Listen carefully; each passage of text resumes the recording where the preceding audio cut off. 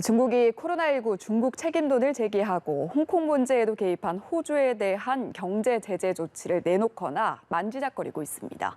사드 한반도 배치 관련 한국에 대한 보복을 연상시키는 때 중국은 대만 문제를 건드린 체코도 위협했습니다. 이봉석 기자입니다. 호주는 코로나19의 중국 책임론을 제기한 데 이어 중국의 홍콩 국가보안법 제정에도 반대한다는 입장을 냈습니다.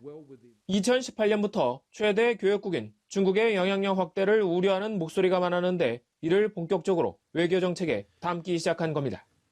Now, it would seem entirely reasonable and sensible that the world would want to have an independent assessment of how this all occurred so we can learn the lessons and prevent it from happening again. 이때부터 중국의 호주에 대한 전방위적인 경제 제재가 시작됐습니다.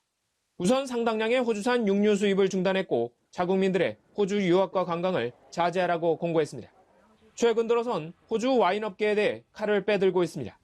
호주산 와인에 대한 반덤핑 조사와 징벌적 성격의 관세 부과 여부를 결정하기 위한 조사에 잇따라 착수한 겁니다.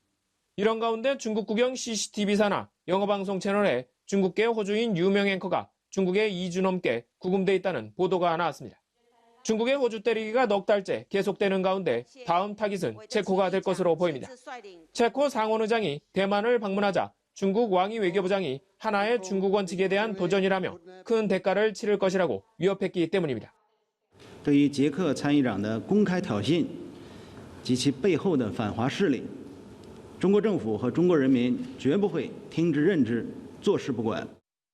시진핑 집권 후 힘의 외교를 구사하고 있는 중국은 자국이 설정한 핵심 이익에 도전하는 다른 국가들에 대한 무자비한 보복도 불사하는 모습입니다. 연합뉴스 이봉수입니다.